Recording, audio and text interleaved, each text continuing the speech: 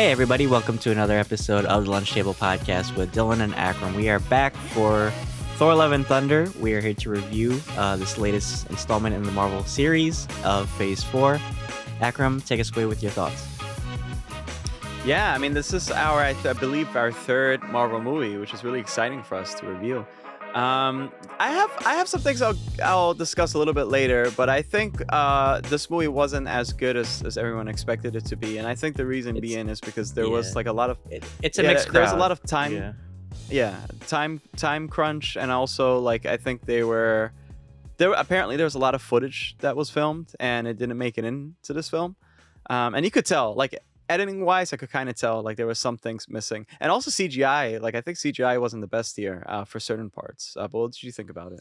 Yeah, for me, I mean, the Thor series kind of just underwhelms me at every turn. I still think Ragnarok was the best, and I feel like in this movie they kind of followed the trend, I guess, of Ragnarok. That they kind of started like Thor kind of went from being this like dark character to like this more like lighthearted like comedic character. But I feel like the joke is kind of like run dry for me, and it's at times like Thor just kind of feels like an idiot sometimes. But I did love like seeing like the supporting cast like Natalie Portman and Christian Bale. I think are the best parts of this movie. Because especially like that opening scene with Christian Bale, I feel like, and that's the problem because they set the tone so dark, and for me like it felt like it didn't know what kind of tone it wanted to be. Like was it trying to be like dark and like have like I don't know like religious themes, or was it trying to be like more funny and like a rom-com thing with like the whole like Jane Foster thing? So it was kind of like confusing too, especially like Jane has like cancer too, so that just added like a more mellow tone to it. But tell me more. What did you think of like seeing like Natalie and Christian? Well, yeah. First and foremost, yeah, it was for sure it was a tone clash, and seeing Natalie back, especially like following her comic counterpart, and it's such a sad story. Um, I think it was beautiful.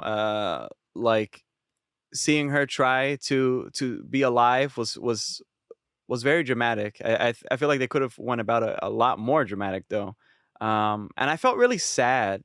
Um, it's hard. It's hard to talk about it because again, she has cancer, and so the way how this was interpreted, uh, I don't know. My eyes were like this. Like every time they like did too much funny stuff, and then they jumped to a scene of like with her cancer or like discussing it. I felt like I was like the Shia LaBeouf meme where I was kind of constantly like crying, laughing, like I know that's what I'm saying. like It's serious. like mixed emotions. Like I don't know whether to be sad or like have fun with it, because I get that like it's a Marvel movie and sometimes the humor kind of like outshines like the story. But for this, I just feel like I don't know what it was. I guess like the dialogue just like didn't like hit well for me. And then like you mentioned earlier, like the editing for this kind of felt like jumpy too. Like there were I don't know like weak dialogue scenes, but then there was like like dragged out like action sequences. And also the Guardians of the Galaxy were in this movie too, but they teased them in the trailer a lot, so I was hoping that they would be in this movie more, but they're only in for like the first 10 minutes, and then they kind of just like hop out. I guess that's leading Yeah. to their next movie. I think it's always a pleasure to see them. I'm a little bit weirded out we didn't get any like name drops for Gamora. At least they could have gave like a little tease to Guardians. I think it was hilarious. Like the little intro was really funny. I think the movie overall, like I think Ragnarok pulled it off better with the comedy. I feel like here sometimes it felt forced, but it wasn't that it wasn't funny. It was just like out of place. Like it shouldn't have been in certain parts. And I like seeing Thor included in the Guardians. I would have liked to see a lot more of that dynamic as well. But unfortunately, we didn't see that. That's why it kind of felt like there was a lot more cut out. Because I bet with you, we probably seen more of the Guardians Hmm. in this. Well, Taika And Waititi's. I think Oh, honestly, sorry. Go ahead. yeah, I think honestly, Gore was like a notable highlight. Yeah, Oh yeah, I yeah. agree. Yeah. Well, I think like Taika Waititi's even said like he doesn't like director's cuts. So like I don't know how you feel about like his directing style. Like a lot of projects I do enjoy, and I think he's working on some Star Wars stuff too. But I don't know, for this movie, I feel like it was kind of like a weaker like direction. I don't know how you felt, because like you mentioned like Gore. He's this very, like, dark, like, almost like satanic character, right? He's kinda like Yeah. they make him to be like this, like, fallen angel who, like, has a spite for the gods too, right? But then we also have, like, Yeah. characters like Zeus, like Russell Crowe's Zeus, where it's like it's so funny too, like, seeing him, like, go from, like, gladiator to, like, this guy. But he's kinda like this pompous, like, asshole, but he's kinda, like, funny too. So it's like a I can't really, like, pinpoint, like, what I'm supposed to, like, feel in this movie. Yeah, no, I completely agree. I think it's so going off of like the T, a lot of the promotions were setting up Thor to like be like this guy who doesn't have a plan in this movie. And and in the movie he's trying to just do one thing, it's just to save the kids. And then you have the Natalie stuff, but then at the same time too, like cast interviews and director interviews, like Taika was like saying like sometimes the CGI wasn't good in certain areas, which was really surprising. And so I think that this movie suffered, like it probably was on the back burner, like in Marvel's minds, but they gave like all the responsibility to Taika this time instead of Marvel like really like chipping in a lot.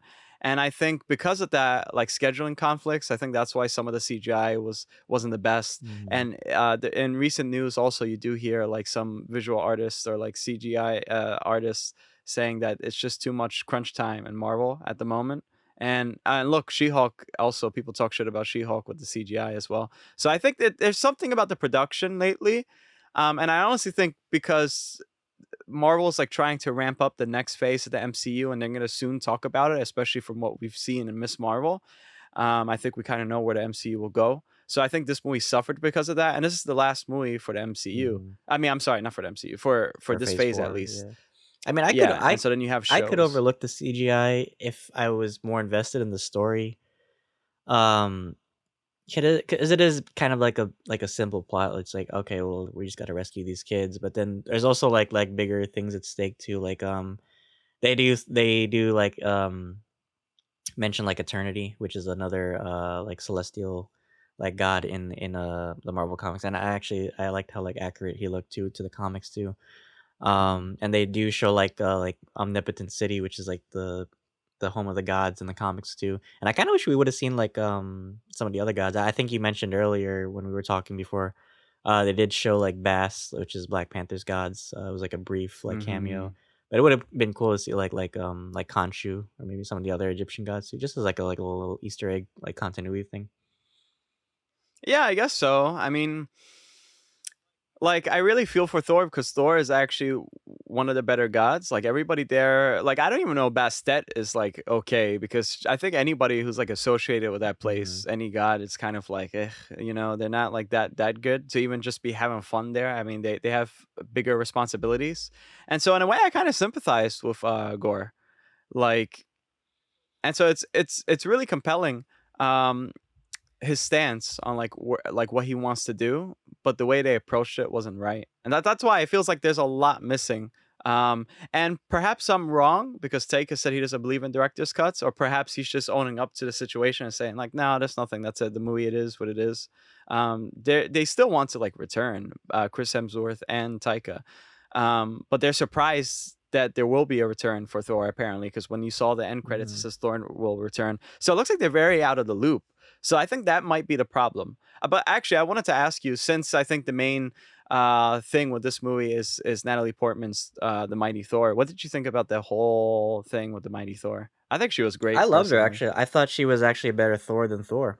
Like I actually enjoyed Really? seeing I feel like Thor Odinson was kind of just like I mean he this whole movie was supposed to be like him like rediscovering himself. And I don't know, I still feel like he was kind of like the Thor from Endgame. Like he might have lost weight, but his mindset was still kind of like childish in a way. I mean, he's it's good to see him like back in the game and like he's still like helping planets and stuff, and he's kind of like back in his mojo, like doing superhero stuff. Um, but I don't know. I feel like I feel like Mjolnir definitely was well deserved for Jane's character, and it really is accurate to how she is in the comics too.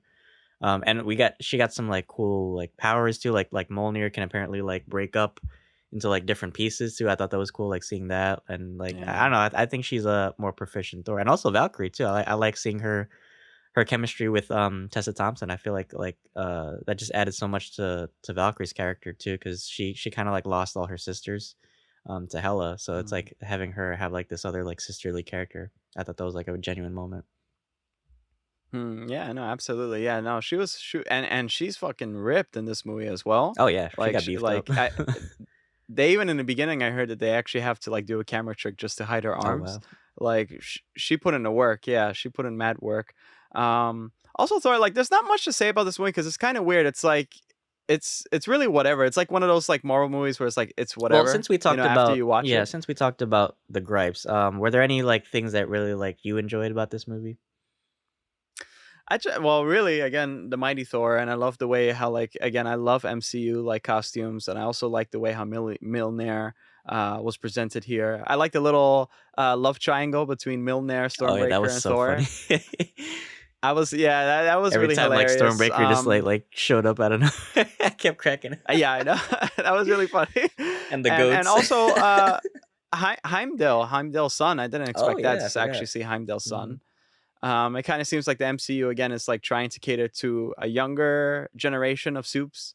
Um, so I think that's great. I think Gore. I wouldn't consider him the best villain because we didn't get much of him to be honest. But I think he was certainly he played the part. Christian Bale did an amazing job. So what are your like notable highlights? Uh, I agree. I think the Mighty Thor definitely.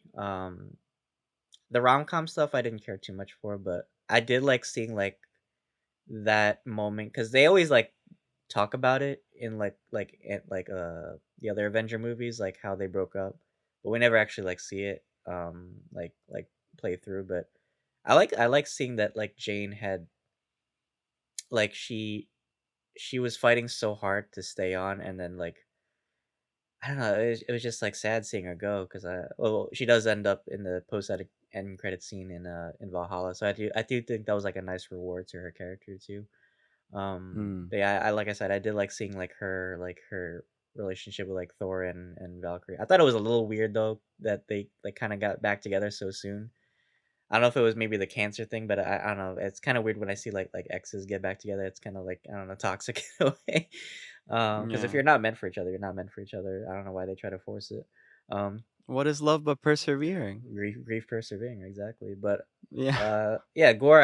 I feel like was he the most memorable villain for me? No, but I did enjoy his scenes, and I did enjoy seeing that first scene in the beginning. I think that added so much to his character. Like he's a very sympathetic character and a very tragic character too. And yeah, and he also has a daughter as well that Thor takes it upon himself to raise as his own. So it's kind of like making me think of like Homelander. Will fatherhood like change Thor? Will it make him like more like a responsible character? Um, I, I think so. Yeah, I really do think so. I think so. See, like the thing is, like Gore and Thor have a lot in common. I'd say actually Thor suffered even more than Gore did because Thor like lost everybody. So that's why in the beginning of the film he was like just trying to like be zen, and it was kind of sad because then so we'll just pull out our Thor card and use him, but mhm, that's it. And he kind of recognized that. So it's I found it also beautiful that Gore at the end of it, he fathered love, right? And so love is a character in the comics, and it's basically a representation of eternity. mhm, Also, it's like a new type of eternity, but it's just love. So we see that character introduced. Um, so Gore is kind of like the god of love at the end, and then so that's the whole title. That's why it's called Love and Thunder. And it's also Chris Hemsworth's real daughter. Oh, is it? Oh, I didn't Um, know that. yeah, yeah, and also younger Thor when they showed him running, that Mhm, was his son. So it was a very like family type of like oriented arc, I'd say, for Thor through the MCU. It changed him in a way, the same how Gore he was changed because he lost his mhm, daughter and presumably his wife mhm, too. Um, so I felt like there was a good resolution there with Gore. He chose right, and so Thor lost Jane, but he gained a daughter, and I think that was really beautiful. But I think the way how the story was threaded, Mhm. it kind of like took away from that. And so when you look back, like I could look back at the ending, I'm like, damn, this is beautiful. Like that, yeah, like yeah, this is beautiful and visually stunning. But then when I also look back more towards like the funny stuff and stuff that didn't match, I start think and also Zeus, like the way how Zeus is depicted here, and it's like you kind Mhm. of like make fun of it. Yeah. It kind of tarnishes it for me, honestly. But I wanted to ask you too, because we did see an end credit, which didn't really make sense because presumably Zeus was dead. So what did you think about that end credit? Finally, we get to see that mystery character that we've all been waiting Yeah, for. so well, spoilers ahead. But yeah, the mid-credit scene we do see yeah, like Akram said, Zeus apparently survives his strike from Thor. And he's talking to this character, and he kind of like sends him out like to kill Thor. And we see Hercules, a classic Marvel Mm, character that I think was part of the original Avengers as well. And he kind of like clashed with Thor a couple times, so he's kind of like the Greek version of Thor. I forgot the actor's name though. I forgot who plays him.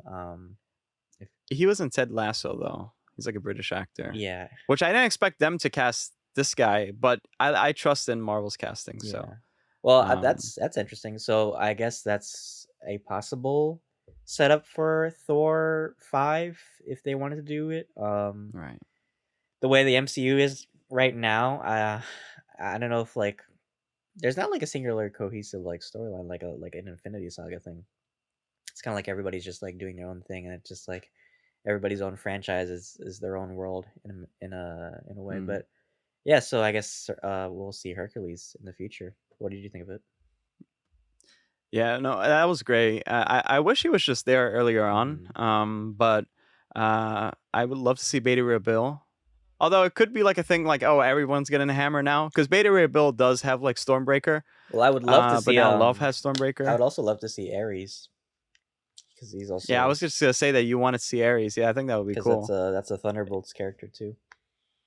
Right, that ties in well. Yeah, I don't know where they could go. I'm not like a really like I'm not like a Thor aficionado, but we'll see. Like I would honestly, like you said, this movie was mid. That's your favorite word for a lot of things A we've lot of reviewed things are lately. mid Like it is nowadays. kind of It's like I wish it wasn't my favorite word, yeah, but unfortunately that it was. But yeah. do I think it deserves the hate for it? No, I think people sometimes try to nitpick and over criticize too. Because it was a Mm, fun movie. Like it was a like a very I would say this is the most like other than Miss Marvel, I'd say this is the very most like family fun film for Marvel because there was like a lot of focus on like kids too, like the whole kids having like powers and shit. I thought that was funny actually. Um, mm, but then it's weird too because like they have like weird moments where like they're like so violent, like Gore literally beheads someone in like the first 10 minutes of the film. So it's a clash of like tones. I think that's the weakest part of this movie. Honestly, it's like it couldn't find right. its identity of like where it was as a Thor movie. So I hope they rectify that if they do ever make a sequel or if they continue on with Thor. I feel like for Thor, I feel like there's nothing else you can really do with him other than just be like a side character. Like I that's kind of why I wish he'd stayed with the Guardians, so at least we could see him like maybe in another Guardians movie or because I don't unless they do it like well they kind of are branching out into like this more cosmic universe, so maybe he's in a like a Captain Marvel film or something.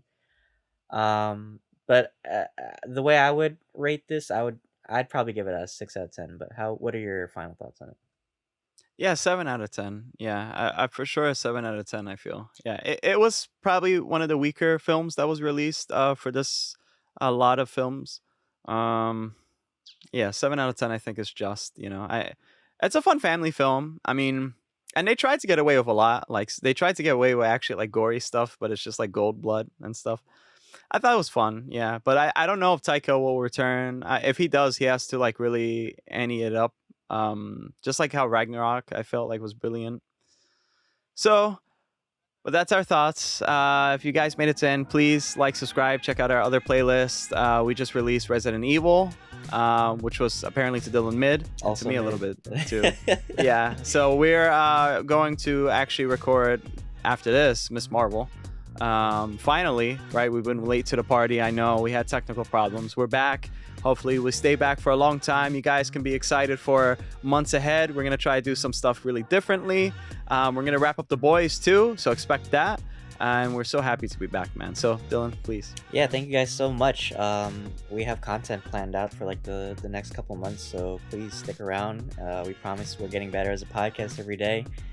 We go through a lot of technical challenges, but we're happy to solve them just for you guys. We enjoy talking about your favorite pieces of entertainment in the media, as well as ours. So we are gonna have other episodes, not just reviews. We kind of want to do like a more freeform thing, so we're planning to do like a let's talk about it kind of series. So stay tuned for that. We have Nope coming up as well next week, so we're gonna review that. And a lot of other fun stuff on the way. So thank you guys so much if you're sticking around. Please follow us on Apple Podcasts, Spotify, Anchor, and of course our YouTube channel where you can watch us live. We appreciate your patronage, guys. So until then, thank you for having watched us.